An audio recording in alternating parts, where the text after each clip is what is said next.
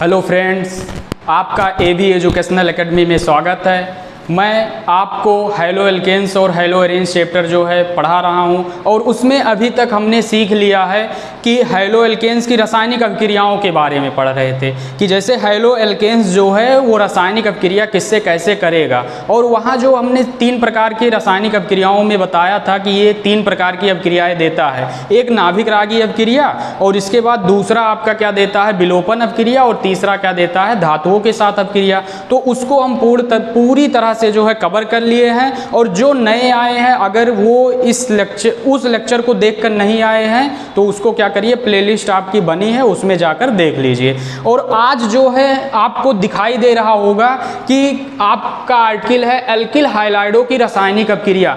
अब इस लेक्चर में हम ये पढ़ेंगे कि एल्किल हाइलाइड जो होते हैं वो और जो यौगिक होते हैं, दूसरे यौगिक होते हैं, उनके साथ अभिक्रिया कैसे करता है या अभिक्रिया करके कौन सा उत्पाद देगा, ये सब बारे में हम पढ़ेंगे। और ये जो टॉपिक है, जैसे ये अभिक्रियाएं जो है एनसीईआरटी के बुक में आपको नहीं मिलेगी।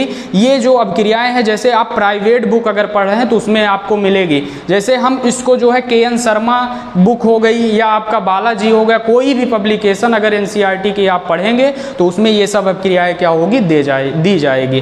तो उसीलिए हम इसको लेकर आए हैं, और इस वीडियो को आप देखने के बाद आपका एक भी रिएक्शन ऐसा नहीं होगा जो इसमें नहीं बताया जाएगा, और आपको बताने के बाद एकदम याद हो जाएगा और समझ में भी आ जाएगा, और आपको ऑर्गेनिक केमिस्ट्री में रिएक्शन भी समझ में आने लगेगा किस प्रकार से होता है। तो आइए हम समय देरी ना करते हुए लेक्चर पर आते हैं। तो अब इसमें देखो यहाँ क्या है, एल्किल हाइलाइडों की रासायनिक अभिक्रिया। अब एल्किल हाइलाइड क्या होता है, एल्किल प्लस हाइलाइड, इसका मतलब क्या हो गया आर्यक्स। आर्यक्स की हमको क्या पढ़ना है, केमिकल प्रॉपर्टीज पढ़ना है कि आर्यक्स बनकर तैयार है, अब ये किससे किससे अभिक्रिया करेगा और क्या क्या बनाएगा, इसी प्रकार को हमको पढ़ना है। तो अब इसमें देखो पहला हेडिंग है आपका नम सिल्वर ऑक्साइड से अभिक्रिया, नम सिल्वर ऑक्साइड से अभिक्रिया।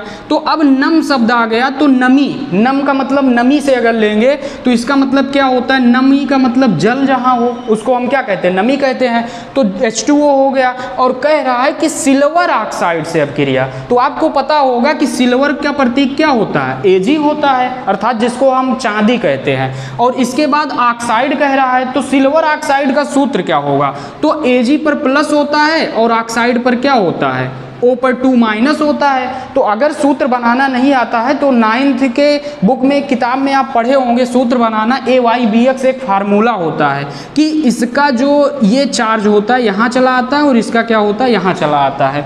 तो अब बताओ क्या हो जाएगा, Ag2O हो जाएगा। ये आपका क्या हो गया, सिल्वर ऑक्साइड हो गया। हम जो है आपको अगर यहाँ समझा रहे हैं तो इस प्रकार से आप ये भी समझ जाइएगा, और ये सब जो है आगे अगर आप कमेंट सेक्शन में करिएगा समझ में, बेसिक ऑर्गेनिक अगर नहीं आ रहा है या बेसिक केमिस्ट्री आपकी कमजोर है तो आप कमेंट सेक्शन में करिएगा, हम आपको उस पर अलग से वीडियो जो है भेज देंगे, तो जिससे आपको कोई दिक्कत नहीं होगी। तो अब इसमें देखो कि आपका जो एल्किल हाइलाइड है किससे अभिक्रिया करना है, नम सिल्वर ऑक्साइड से। तो इसका मतलब सिल्वर ऑक्साइड का सूत्र क्या हो गया, Ag2O हो गया, और नम का मतलब क्या हो गया, जल हो गया। और किससे अभिक्रिया करेगा, एल्किल हाइलाइड से, अर्थात आर्यक्स से करेगा। तो एल्किल हाइलाइड की नम सिल्वर ऑक्साइड से जब अभिक्रिया होती है तो देखो क्या बनता है, और ये क्या है, तीर, अर्थात रिएक्शन को दिखाता है तीर द्वारा, एक प्रकार से संतुलित समीकरण बनाया जाता है। तो अब इसमें देखो कि अभिक्रिया कैसे होगा। अब यहाँ देखो जैसे यहाँ क्या है R है, और इसके बाद यहाँ क्या है X है, और यहाँ क्या है Ag है। तो आपको पता होगा X पर निगेटिव होता है और Ag पर क्या होता है, पॉजिटिव होता है, अर्थात धातु है। तो अब इसमें दिमाग में आ रहा है कि Ag जो है X से क्या कर सकता है, अभिक्रिया कर सकता है। तो Ag जब X से अभिक्रिया करेगा तो क्या बनाएगा, AgX बनाएगा। इसको हम क्या कहेंगे, इसको Ag को सिल्वर कहते हैं, X को क्या कहते हैं, हाइलाइड कहते हैं। तो ये क्या हो गया, सिल्वर हाइलाइड हो गया। अब इसमें देखो कि यहाँ पर क्या है, Ag 2 मोल है और यहाँ पर X क्या है, 1 मोल है। तो इसके लिए हम इसको क्या बढ़ाना पड़ेगा, 2 करना पड़ेगा, तभी तो हम यहाँ बैलेंस कर पाएंगे। जैसे 2Ag करेंगे तभी तो यहाँ पर Ag 2 है और यहाँ पर 2Ag होगा। तो जब 2Ag होगा तो X भी क्या हो जाएगा, 2 हो जाएगा। तो इसलिए इधर हमको क्या करना पड़ेगा, 2 बढ़ाना पड़ेगा। तो अगर हम समझने के लिए H2O को ऐसे लिख दें HOH लिख दें, H2O को क्या लिख दें, HOH लिख दें। तो अब इसमें देखो यहाँ पर क्या बचा है, एल्किल बचा है, और यहाँ देखो कि OH माइनस, इसमें क्या है, OH माइनस है। तो अगर R जो है OH माइनस से अभिक्रिया करके ROH बना ले तो इसको हम क्या कह देंगे, एल्कोहल बन गया। क्योंकि आपको पता होगा एल्किल हाइड्रोक्सिल को ही हम, हाइड्रोक्साइड को ही हम क्या कह देते हैं, एल्कोहल कह देते हैं। तो अब इसमें देखो कि R कितना है, 2 है, और यहाँ पर देखो एक OH ये हो गया और एक ऑक्सीजन जब यहाँ से निकलेगा और यहाँ हाइड्रोजन है तो इसका मतलब 2 OH भी हो गया और 2 एल्किल भी हो गया। तो आपका क्या हो गया, 2 ROH हो गया। तो एक प्रकार से समरी में अगर हमको जैसे आ गया कि क्या होगा जब एल्किल हाइलाइड की क्रिया नम सिल्वर से कराई जाती है, तो आप जानते रहिएगा कि जब एल्किल हाइलाइड की क्रिया नम सिल्वर से कराई जाती है तो आपका जो एल्किल रहेगा वही उसी का एल्कोहल बन जाएगा और क्या बन जाएगा, सिल्वर हाइलाइड बन जाएगा।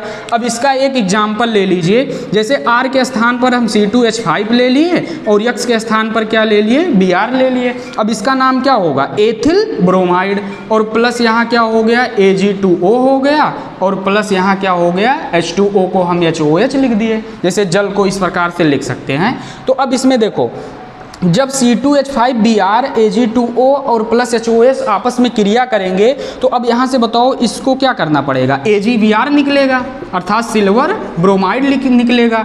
लेकिन यहाँ पर 2 Ag है तो हमको क्या करना पड़ेगा, यहाँ 2 करना पड़ेगा, और जब 2 करेंगे तो यहाँ भी क्या करना पड़ेगा, जैसे अब यहाँ 2 करेंगे Br को भी 2 करना पड़ेगा। जैसे आप पढ़े होंगे संतुलित रासायनिक समीकरण क्या होता है, इधर अभिकारक में और उत्पाद में क्या हो, जो परमाणु होते हैं उनकी संख्या क्या होनी चाहिए, बराबर होनी चाहिए। तो यहाँ पर हम जब अगर 2 कर देंगे तो अब बताओ बाकी क्या निकलेगा, अल्कोहल। तो C2H5OH निकल गया और कितना मोल, 2 मोल। तो इस प्रकार से यहाँ क्या बन गया, एथिल अल्कोहल बन गया और ये क्या बन गया, सिल्वर ब्रोमाइड बन गया। तो आप जानते रहिएगा जब नम सिल्वर से अपक्रिया करते हैं तो क्या बनता है, एल्किल अल्कोहल बनता है और आपका क्या बनता है, सिल्वर ब्रोमाइड बनता है। जिसको भी नोट करना हो ये रिएक्शन क्या करिए, नोट कर लीजिए। इसके बाद हम दूसरा बताते हैं। अब इसमें देखिए दूसरा रिएक्शन आपका क्या है, कास्टिक सोडा के जलीय विलयन से अपक्रिया। दूसरे में क्या कह रहा है, कास्टिक सोडा के जलीय विलयन से अपक्रिया। तो अब बात आई कि कास्टिक सोडा क्या होता है, तो आपको बता दें हम कि जो कास्टिक सोडा होता है इसका मतलब क्या होता है, NaOH। NaOH को हम क्या कहते हैं, कास्टिक सोडा कहते हैं। NaOH को हम क्या कहते हैं, कास्टिक सोडा कहते हैं।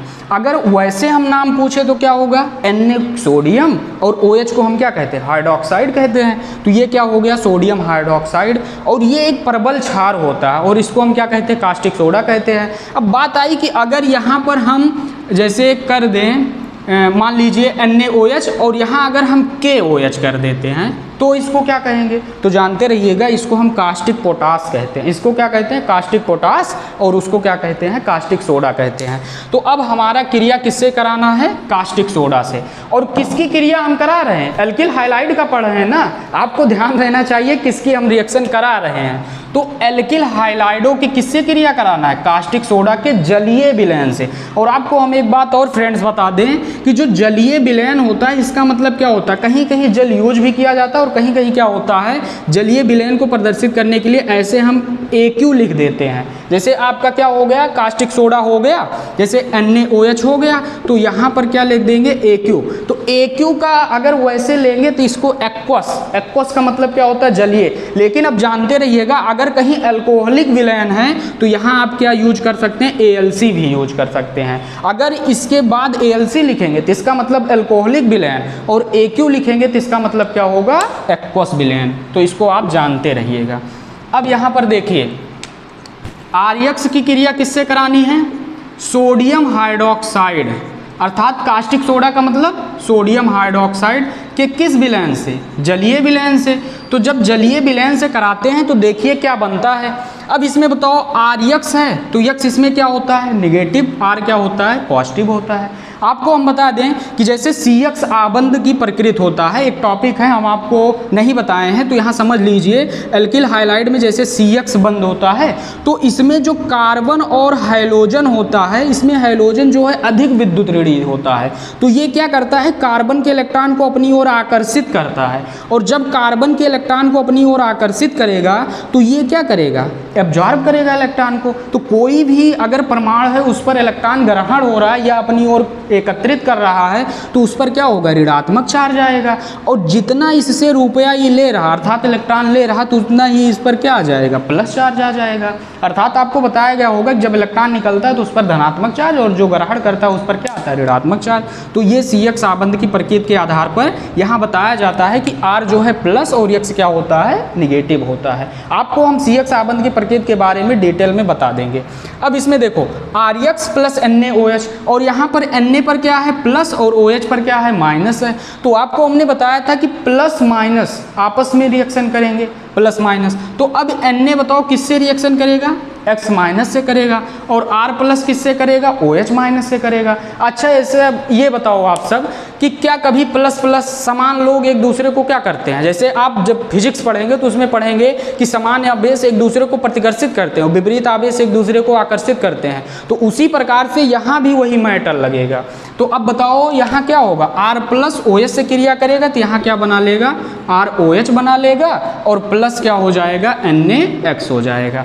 अब यहाँ फ्रेंड्स याद रखिएगा कि अगर यहीं पर NaOH एक्वस है तो आपका क्या बना, अल्कोहल बना, लेकिन अगर आपका यहीं क्या लिख दिया जाए, AlC लिख दिया जाए, इसका मतलब अल्कोहलिक लिख दिया जाए, तो जानते रहिएगा जब अल्कोहलिक यहाँ लिया जाता है सोडियम हाइड्रोक्साइड तो इस स्थिति में क्या बन जाता है, एल्कीन बन जाता है। और कल ही हम आपको इसके पहले वाले लेक्चर में बताए थे कि जब भी जैसे बताए थे कि बीटा हाइड्रोजन परमाणु युक्त अगर कोई आपका एल्किल हाइलाइड है उसकी क्रिया जब हम सोडियम हाइड्रोक्साइड क्षार जो है इसके अल्कोहलिक विलयन के साथ कराते हैं तो उसमें हमने बताया था कि जो आपका हाइड्रोजन परमाणु होता है अल्फा कार्बन से और बीटा कार्बन से हाइड्रोजन परमाणु विलुप्त हो जाते हैं, जिससे क्या बनता है, एल्केन बनता है। अर्थात उसी को हम क्या कहते हैं, विलोपन अभिक्रिया कहते हैं। इसके बारे में हम बता दिए हैं। तो जानते रहिएगा कि अगर अभिक्रिया में यहाँ NaOH के अल्कोहलिक लिया जाएगा तो आपका क्या बनेगा, एल्कीन फॉर्म बनेगा, और एक्वस लिया जाएगा तो क्या बनेगा, अल्कोहल फॉर्म लिया जाएगा। तो अब इसका हम वो समझ लेते हैं, C2H5Br मान लीजिए एथिल ब्रोमाइड हो गया, इसकी क्रिया किससे करा दिए, NaOH AlC ले लिए। AlC नहीं लेना है हमको, क्या लेना है, एक्वस लेना है, जलीय विलयन। तो जब इससे कराएंगे तो अब बताओ C2H5 किससे क्रिया करेगा, OH से, और Na किससे क्रिया करेगा, Br से। तो यहाँ आपका क्या बन गया, C2H5OH और प्लस क्या बन गया, NaBr बन गया। अब इसका नाम क्या होगा, एथिल अल्कोहल, इसका क्या होगा, सोडियम ब्रोमाइड हो गया। तो इतना आप सबको क्या होगा, दूसरा भी रिएक्शन क्लियर हो गया होगा। अब इसके बाद हम किस बात पर आ जाते हैं, तीसरे रिएक्शन पर। अब इसमें देखो तीसरा हमारा क्या है, सोडियम एल्कोक्साइड के साथ अभिक्रिया। अब जैसे तीसरे में हमारा है कि एल्किल हाइलाइड सोडियम एल्कोक्साइड से कैसे करेगा, तो अब बात आई कि सोडियम एल्कोक्साइड पहले समझ लेते हैं क्या है। तो अब इसमें देखो सोडियम एल्कोक्साइड क्या होता है, अल्कोहल C2H5OH, ये आपका क्या है, एथिल अल्कोहल है। इसको हम क्या कहते हैं, एथेनॉल भी कहते हैं, एथिल अल्कोहल है। तो जानते रहिएगा कि आपका जैसे यहाँ से जब अल्कोहल क्या होता है, उदासीन प्रकृति का होता है, ये क्षार और अम्ल दोनों की भांति व्यवहार करता है। तो जब ये अम्ल की भांति करेगा तो अम्ल में क्या होता है, H+ आयन निकलता है। जैसे कोई पूछे अम्ल क्या है तो आपको बताया गया होगा अम्ल का मतलब होता है कि किसी भी अगर यौगिक है उसका जलीय विलयन में H+ आयन निकलता है, उसको हम अम्ल कहते हैं। तो जब यहाँ से H+ आयन निकलता है तो जब एक H+ निकलेगा तो H+ जब निकलेगा तो एक इलेक्ट्रॉन त्याग करेगा तभी प्लस आएगा। तो जो इलेक्ट्रॉन त्याग करेगा वो इसके पास क्या होगा, निगेटिव के रूप में। तो इसी को हम क्या कह देते हैं, अर्थात इसी को हम क्या कह देते हैं, एथॉक्साइड आयन कह देते हैं। क्या, एथॉक्साइड आयन कह देते हैं। अर्थात कोई भी अल्कोहल जब आप उस H+ को त्याग कर देगा तो उससे क्या बनेगा आपका, जैसे अब देखो एथॉक्साइड इसको कह दिए क्योंकि यहाँ क्या है एथिल अल्कोहल है, लेकिन अगर यहीं पर क्या हो R हो, जैसे ROH हो, तो इससे जब निकलेगा तो ये R क्या है एल्किल है, और यहाँ से जब निकलेगा तो RO- आएगा, तो RO- को हम क्या कह देंगे एल्कोक्साइड कह देंगे। समझ में आया ना, क्योंकि यहाँ पर क्या है एल्किल है, तो एल्किल से क्या हो जाएगा एल्कोक्साइड हो जाएगा। तो ये आपका क्या है एक प्रकार से समूह का जो है सूत्र है। तो अब इसमें बात आई कि सोडियम एल्कोक्साइड से, सोडियम एल्कोक्साइड से, तो अब तुरंत आप क्या करिए एल्कोक्साइड किसको कहते हैं RO- और यहाँ पर क्या है सोडियम, तो सोडियम पर प्लस, तो ये आपस में मिलकर क्या बना लेंगे RONA, अर्थात इसको हम क्या कह देंगे सोडियम एल्कोक्साइड कह देंगे। समझ में आ गया ना, तो आप जानते रहिएगा सोडियम एल्कोक्साइड का सूत्र क्या होता है। तो अब किसकी अभिक्रिया करानी है एल्किल हाइलाइड की, तो मान लीजिए RX आपका एक एल्किल हाइलाइड है, इसकी क्रिया हम किससे करा दिए R-ONA। अब फ्रेंड्स आपके दिमाग में ये आएगा कि हमने यहाँ R- क्यों लिया, तो आप जानते रहिएगा केवल हम डिफरेंस करने के लिए कि यहाँ पर मान लीजिए कोई एल्किल एथिल होगा, हो सकता है यहाँ प्रोपिल एल्किल हो, या हो सकता है यहाँ पर मेथिल हो, इसलिए हम यहाँ पर क्या लिख दिए R- लिख दिए कि अलग दिखाई दे। तो इसको जानते रहिएगा किसकी उपस्थिति में होता है ईथर के उपस्थिति में ये क्या होती है अभिक्रिया होती है। तो अब इसमें देखो कि RX और R-ONA की जब हम ईथर की उपस्थिति में क्या कराएंगे अभिक्रिया कराएंगे, तो अब इसमें ये होगा कि देखो इस पर क्या था निगेटिव चार्ज और इस पर क्या था पॉजिटिव चार्ज, क्योंकि R-O- को हम क्या कहते हैं एल्कोक्साइड कहते हैं, और इसको सोडियम आयन, और यहाँ R पर क्या है पॉजिटिव और X पर क्या है निगेटिव, तो ये इससे अभिक्रिया करेगा पॉजिटिव निगेटिव से, और ये किससे अभिक्रिया कर देगा Na से अभिक्रिया कर देगा। तो यहाँ पर बताओ क्या बनेगा RO-R- बन गया और प्लस क्या बन गया NaX बन गया। तो इतना आपको क्लियर हो गया होगा। तो जानते रहिएगा हम RO-R- को क्या कहते हैं ईथर। आप अगर 11th की IPSC पढ़े होंगे तो आपको बताया जाता है कि अगर ROR ग्रुप होता है तो उसको हम क्या कहते हैं ईथर ग्रुप कहते हैं। तो इस अभिक्रिया द्वारा क्या हो रहा है ईथर का क्या हो रहा है निर्माण हो रहा है। और जानते रहिएगा इसी अभिक्रिया को हम विलियमसन संश्लेषण अभिक्रिया भी कहते हैं, विलियमसन संश्लेषण अभिक्रिया। अर्थात जानते रहिएगा कि ईथर बनाने की ये क्या है एक अभिक्रिया है। ईथर बनाने के लिए हम इस अभिक्रिया का क्या करते हैं उपयोग करते हैं। ये आपका क्या हो गया ईथर हो गया, और इस अभिक्रिया को विलियमसन संश्लेषण अभिक्रिया भी कहते हैं। तो ये जानते रहिएगा अगर आपको ये पूछ ले कि विलियमसन संश्लेषण अभिक्रिया से आप क्या समझते हैं, तो तुरंत आप कहिएगा कि जब एल्किल हाइलाइड की क्रिया सोडियम एल्कोक्साइड से कराई जाती है तो क्या बनता है ईथर बनता है और प्लस सोडियम हाइलाइड बनता है, और यही अभिक्रिया आपका क्या हो जाता है विलियमसन संश्लेषण अभिक्रिया। अब इसमें बात आई कि आप एल्किल लेकर दिखाइए, तो मान लीजिए हम इसके स्थान पर क्या ले लिए CH3 ले लिए, और इसके बाद X के स्थान पर Br ले लिए, और प्लस इस R- के स्थान पर C2H5 ले लिए, और इसके बाद ONA ले लिए। अब इसमें देखो जब इसकी क्रिया हम कराएंगे तो ये ROR- का फॉर्म बनता है ना, तो यहाँ से क्या हो गया CH3 हो गया, और इसके बाद यहाँ पर क्या हो गया C2H5 हो गया, और प्लस क्या हो गया NaBr हो गया। तो ये सोडियम ब्रोमाइड, और ये आपका क्या हो गया जैसे ये आपका क्या हो गया मेथिल एथिल ईथर हो गया। और इसका ईथर अगला ही चैप्टर है उसके बारे में पूरा आपको बताया जाएगा। तो आपको ये रिएक्शन जो है समझ में आ गया होगा किस प्रकार से हुआ। इसमें क्या हुआ एल्किल हाइलाइड लिए और किससे क्रिया कराए सोडियम एल्कोक्साइड से। तो जब अभिक्रिया कराए तो हमने देखा कि सोडियम यहाँ एल्कोक्साइड आयन पर OR- निगेटिव अगर हो तो एल्कोक्साइड आयन R पॉजिटिव, तो ये इससे अभिक्रिया किया, और इसके बाद X निगेटिव सोडियम से अभिक्रिया किया, और यहाँ क्या बना लिया सोडियम हाइलाइड बना लिया। तो इस प्रकार से आपका ये क्या हो गया ईथर बनाने के भी एक अभिक्रिया है, और इस अभिक्रिया को हम क्या कहते हैं विलियमसन संश्लेषण अभिक्रिया भी कहते हैं। तो इतना आप सबको क्या हो गया होगा क्लियर हो गया होगा। अब हम आगे बढ़ते हैं अपने अगले ही रिएक्शन पर। अब अगला रिएक्शन हमारा है मोनोकार्बोक्सिलिक अम्ल के सिल्वर लवण से। अब देखो अगला रिएक्शन हमारा क्या है, मोनो कार्बोक्सिलिक अम्ल के सिल्वर लवण से। तो अब यहाँ समझिए कि कार्बोक्सिलिक अम्ल क्या होता है, तो आपको बताया गया होगा कि COOH समूह के यौगिक को ही हम क्या कहते हैं, कार्बोक्सिलिक अम्ल कहते हैं। जैसे अगर इसी में हम CH3COOH कह दें तो इसको जानते रहिएगा क्या कहते हैं, एस्टिक अम्ल कहते हैं, या एथनोइक अम्ल IPSC नेम हो गया। तो यही आपका क्या होता है, कार्बोक्सिलिक। तो जानते रहिएगा कि COOH समूह किसी में जुड़ा है तो इसको हम क्या कहते हैं, कार्बोक्सिलिक समूह कहते हैं। तो अब यहाँ बात आई कि मोनो कार्बोक्सिलिक अम्ल का क्या होना चाहिए, लवण होना चाहिए। तो लवण का मतलब क्या हो गया, जैसे लवण का निर्माण कब होता है, जब आपका एक अम्ल और एक क्षार आपस में क्या करें, अभिक्रिया करें, तो यहाँ क्या बनता है, लवण बनता है, साल्ट बनता है, और प्लस क्या बनता है, जल बनता है। तो उसी प्रकार से मान लीजिए हम यहाँ पर ले लिए CH3 और यहाँ कह रहा है अम्ल के सिल्वर लवण से, तो इसका मतलब मान लीजिए हम 1 मिनट के लिए एस्टिक अम्ल ले लिए, अर्थात ये क्या है, कार्बोक्सिलिक समूह है ना, COOH समूह जिसमें है तो वो कार्बोक्सिलिक समूह है।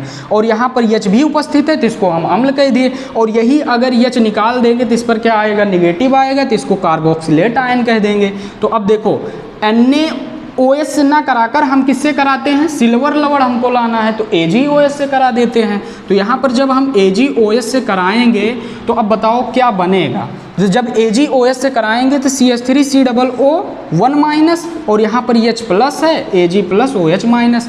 तो ये प्लस किससे अभिक्रिया करेगा, इससे, और ये माइनस इससे अभिक्रिया कर लिया। तो अब बताओ यहाँ पर क्या बन जाएगा, CH3COOAg बन जाएगा, और प्लस क्या बन जाएगा, H2O बन जाएगा। देखो आपको रिएक्शन क्यों नहीं समझ में आता है, छोटी छोटी बारीकियों को आप पकड़ते नहीं हैं किस प्रकार से होगा। कहीं भी आप देखेंगे तो डायरेक्ट आपको रिएक्शन समझाया जाएगा कि किस प्रकार से ऐसे यहाँ पर हो गया, लेकिन हम आपको एकदम कहते हैं जैसे जड़ से बताना चाहिए कि कैसे आपका हुआ, यहाँ पर किस प्रकार से हो रहा है। तो इसको समझिएगा कि कैसे हो रहा है, हमने कैसे ये सब किया। तो अब बताओ ये क्या हुआ, लवण हो गया, और ये क्या हो गया, जल हो गया। तो अब इसको हम कौन सा लवण कहेंगे, ये कार्बोक्सिलिक अम्ल का है ना, और वो भी क्या है, सिल्वर लवण है। तो इसी को हम क्या कह देंगे, मोनो कार्बोक्सिलिक। मोनो का मतलब कि जिसमें एक ही CHO समूह, COOH समूह है, अर्थात एक COOH समूह है, तो उसको हम मोनो कह देंगे।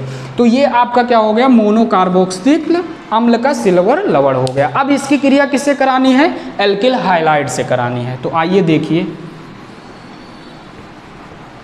अब इसमें देखो इसकी क्रिया किससे करानी है, CH3COOAg हो गया, ये मोनो कार्बोक्सिलिक अम्ल का सिल्वर लवण, और प्लस किससे अभिक्रिया करानी है, RX एल्किल हाइलाइड से करानी है। तो जब इससे कराएंगे तो इस पर हमने बताया negative Ag+, R positive, X minus. तो तुरंत आप क्या करिए, इन पर आक्रमण कराइए प्लस माइनस के साथ, और प्लस इस माइनस के साथ आक्रमण करेगा। तो जब आक्रमण करेगा तो अब बताओ ये निगेटिव यहाँ जाएगा तो क्या बना देगा, CH3COOR बना देगा, और प्लस Ag क्या हो जाएगा, X हो जाएगा। तो इसको हम क्या कह देंगे, एल्किल एसीटेट कह देंगे। जैसे यहाँ पर हम एसीटेट लिए हैं, आप और लेंगे तो कुछ दूसरा नाम हो जाएगा। तो अब यहाँ पर हम जैसे उदाहरण ले लें, CH3COOAg और प्लस आपका मान लीजिए C2H5 क्या हो गया, Br हो गया। तो जी अब आपस में अब क्रिया करेगा तो क्या बनाएगा, CH3COO, और इसके बाद क्या हो जाएगा, C2H5, और प्लस क्या होगा, AgBr होगा। अब इसमें जानते रहिएगा कि इसको हम क्या कहते हैं, एस्टर कहते हैं। जैसे ये कौन सा फॉर्म बना है, एस्टर का फॉर्म बना है। ये आप जानते रहिएगा कि जब कार्बोक्सिलिक मोनो कार्बोक्सिलिक अम्ल के सिल्वर लवण की एल्किल हाइलाइड से अभिक्रिया करते हैं तो आपका क्या बनता है, एस्टर बनता है। तो अब बात आया कि एस्टर क्या होता है, तो जानते रहिएगा कि RCOOR इस समूह को, या RCOOR समूह को हम क्या कह देते हैं, इसी से जो जुड़ा हो इसको हम एस्टर समूह कहते हैं। तो अब जैसे RCOOR को ही हम क्या कहते हैं, एस्टर समूह कहते हैं, RCOOR। तो अब इसमें देखो CH3 क्या है, R है, COO है, और इसके बाद C2H5 भी क्या है, एल्किल है, तो ये आपका क्या हो जाएगा, एस्टर हो जाएगा। तो अब इस अभिक्रिया का सार यही निकला कि जब एल्किल हाइलाइड की क्रिया हम मोनोकार्बोक्सिलिक अम्ल के सिल्वर लवण से कराते हैं तो आपका क्या बनता है, एस्टर बनता है, और प्लस क्या बनता है, सिल्वर हाइलाइड बनता है। तो आपको ये भी रिएक्शन जो है क्लियर हो गया होगा किस प्रकार से होगा। आप सब क्या करिए, नोट्स बनाते रहिए और जिस आधार पर समझाया गया है आप समझिए कैसे हो रहा है प्रोसेस, कि कहाँ पर प्लस जनरेट हो रहा है, कहाँ पर माइनस, इस आधार पर करिए। अब इसके बाद अगला रिएक्शन हम कराते हैं।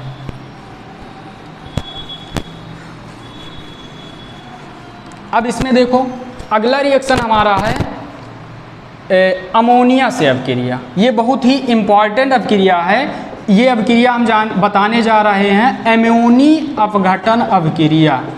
अपघटन अभिक्रिया, अमोनी अपघटन अभिक्रिया, ये पूछा जाता है आपके बोर्ड में, ऐसे पूछ लेगा कि अमोनी अपघटन अभिक्रिया से आप क्या समझते हैं। तो अब देखिए अमोनिया से अभिक्रिया, किसकी अभिक्रिया करानी है, RX एल्किल हाइलाइड की, और किससे करानी है, अमोनिया से। तो आपको हम अमोनिया का सूत्र क्या होता है, NH3 होता है। अमोनिया क्या है, गैस है। तो अब इसमें देखो अमोनिया से जब हम कराते हैं तो आपको हम समरी बता देते क्या होगा। जैसे इसमें क्या होता है, पहले आपका क्या बनेगा, प्राथमिक अमीन बनेगा, इसके बाद आपका द्वितीयक अमीन बनेगा, ऐसे अभिक्रिया होती रहेगी। जैसे एक स्टेप में पूरा नहीं होगी ये अभिक्रिया जो है, पहले प्राथमिक अमीन, इसके बाद द्वितीयक अमीन, इसके बाद तृतीयक अमीन, इसके बाद चतुष्क अमोनियम लवण बनता है। और ये अभिक्रिया जो है 100 सेंटीग्रेड ताप पर होती है। तो अब देखिए किस प्रकार से होगा।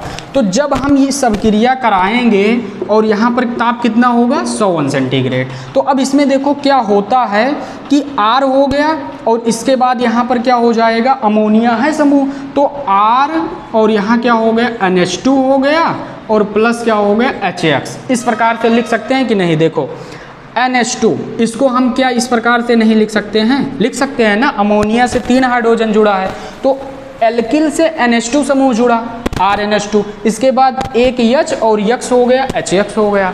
अब इसमें जानते रहिएगा आपको लास्ट, जैसे चौथा चैप्टर है ऑर्गेनिक में, एक आता है अमीन आता है। तो अमीन क्या होता है कि जैसे एल्केन है आपका CH4 है, इसके अमोनिया के व्युत्पन्न से जो बनता है उसको हम क्या कह देते हैं, अर्थात कोई भी आपका एल्केन है तो उसके अमोनिया व्युत्पन्न से जब बनता है तो वो आपका क्या हो जाता है, एमीन फॉर्म। और भी होता है जैसे एरोमेटिक होगा तो वो भी एनलीन फॉर्म बनेगा, वो सब होता है। आपको जब वो चैप्टर बताया जाएगा एमीन का तो डिटेल में आपको समझाया जाएगा क्या होता है, हम केवल थोड़ा बता देते हैं। तो अब इसमें देखो यहाँ क्या हो गया, CH3NH2, तो इसको हम क्या कह दिए, मेथिल एमीन कह दिए। तो इस प्रकार से आपका होता है। और इसमें जानते रहिएगा एमीन प्राथमिक, द्वितीयक और तृतीयक कैसे जानेंगे, तो जानते रहिएगा कि अगर नाइट्रोजन परमाणु से एक एल्किल और 2 हाइड्रोजन जुड़ा हो तो इसको हम क्या कहेंगे, प्राथमिक। और इसी से अगर 2 एल्किल जुड़ जाए और 1 हाइड्रोजन जुड़ जाए तो इसको द्वितीयक कह देंगे। और इसी से 3 एल्किल जुड़ जाए और कोई हाइड्रोजन न जुड़ा हो तो इसको क्या कहेंगे, तृतीयक एमीन कहेंगे। तो ये सब आप जानते रहिएगा। अब यहाँ देखो इतना हो गया। अब इसी को की क्रिया किससे कराएंगे, RNH2HX, और प्लस इसी की क्रिया हम किससे करा देते हैं, जैसे आपका ये RNH2HX हो गया और प्लस हम पुनः इसी की क्रिया NH3 से करा देते हैं। और जब NH3 से पुनः कराएंगे तो यहाँ से क्या होगा, RNH2 आपका अलग हो जाएगा और प्लस यहाँ NH3 है और HX है, तो ये दोनों आपस में मिलकर क्या बना लेंगे, NH4X बना लेंगे। इसको हम क्या कह देंगे, अमोनियम हाइलाइड कह देंगे। जैसे यहाँ देखो NH3HX, तो एक H जाएगा तो NH4 होगा और X जाएगा क्या होगा, NH4X हो गया। तो ये आपका RNH2 क्या हो गया, प्राथमिक अमीन बन गया, अर्थात 1 डिग्री अमीन बन गया। तो अब इसके बाद यहाँ पर रिएक्शन हम रोकेंगे नहीं, अब इसकी अभिक्रिया क्या करेंगे, RNH2 की अभिक्रिया पुनः हम किससे करा देंगे, RX से करा देंगे, एल्किल हाइलाइड से करा देंगे। तो जब एल्किल हाइलाइड से पुनः करा देंगे तो अब यहाँ देखो एक R ये है, एक R ये है और 100 सेंटीग्रेड ताप वही रहेगा। तो R मिलकर यहाँ क्या हो जाएगा, R2 हो जाएगा। और इसके बाद यहाँ पर क्या है, N है, और यहाँ पर देखो अब एक H ऐसे लिख दिए और एक H जो है X के साथ लिख दिए, HX। अब यहाँ समझो आर आर मिलकर क्या हुआ, R2 हुआ, N हुआ, और 2 H है इसमें, तो ऐसे अगर हम कर देंगे H, एक H ये, एक H ये, तो एक H NH हो गया, और एक H जो बचा है उसको हम किसके साथ लिख दिए, HX के साथ लिख दिए। तो ये आपका हो गया। और पुनः इसी की अभिक्रिया हम किससे करा दिए, R2 NaH HX की अभिक्रिया किससे करा दिए, अमोनिया से करा दिए। तो जब अमोनिया से आप कराएंगे तो देखो क्या बनेगा, R2 NaH और प्लस आपका क्या होगा HX यहाँ से, और यहाँ से अमोनिया निकल कर क्या बना लेगा, NH4X बना लेगा, अमोनियम हाइलाइड बना लेगा। तो यहाँ तक हम क्या बनाए, 2 डिग्री अमीन बना लिए, द्वितीयक अमीन क्या किए, बना लिए। जिसको भी नोट करना है वो क्या करिए, नोट कर लीजिए। अभी हम ये अभिक्रिया जो है आगे और बताते हैं क्या होगा इसमें। अब यहाँ पर देखो हमारा द्वितीयक अमीन क्या हुआ, बनकर तैयार हो गया। तो द्वितीयक अमीन क्या था, R2 NaH था। अब इसकी अभिक्रिया हमको और किससे करानी है, अभी भी वही प्रोसेस आप क्या करिए, तृतीयक अमीन बनाना है ना। तृतीयक अमीन में क्या होता है, 3 एल्किल समूह होता है। तो पुनः हम किससे करा देंगे, RX से कराएंगे, और ताप वही रहेगा 101 सेंटीग्रेड। तो जब इससे कराएंगे तब की बार क्या होगा, 3 R आ गया, तो यहाँ क्या हो जाएगा, R3 आ जाएगा, और N यहाँ हो गया, और HX इसी में अभी रहने दीजिए। HX इसलिए कर रहे हैं यहाँ पर, जैसे जब HX का बाद में अमोनिया से जब कराते हैं तो वो क्या होता है, अमोनियम हाइलाइड के फॉर्म में निकल जाता है। अब इसमें देखो क्या होगा, R3 हो गया, NaHX हो गया, प्लस किससे, अमोनिया से ही क्रिया कराना है। तो जब अमोनिया से करा देंगे तो यहाँ से क्या बचेगा, R3N होगा, और प्लस क्या हो जाएगा, NH4X हो जाएगा। अब इसमें देखो ये रिएक्शन जो है थोड़ा लंबा प्रोसेस का है, कि एक स्टेप में नहीं होता, 2 3 4 स्टेप में जाएगा। लेकिन जब मार्क्स आएगा ना, जैसे पूछा जाएगा उसमें अमोनी अपघटन अभिक्रिया क्या होता है, तो आपको डिटेल तो बताना ही पड़ेगा, तो इसलिए जानते रहिएगा। इसके बाद अभी भी रिएक्शन होगा R3N। अब किससे अभिक्रिया हम करा दिए, RX से क्रिया करा दिए, 101 सेंटीग्रेड ताप। तो अब यहाँ पर क्या हो जाएगा, R4NX, और जानते रहिएगा N पर प्लस X पर माइनस आ जाएगा, क्योंकि ये X क्या होता है, निगेटिव होता है, और नाइट्रोजन पर क्या आ जाएगा, उसी के बराबर पॉजिटिव। तो अब बताओ ये क्या हो जाएगा, प्लस माइनस संतुलित। तो इसी को हम कहते हैं चतुष्क अमोनियम लवण कहते हैं। इसको क्या कहते हैं, चतुष्क अमोनियम साल्ट।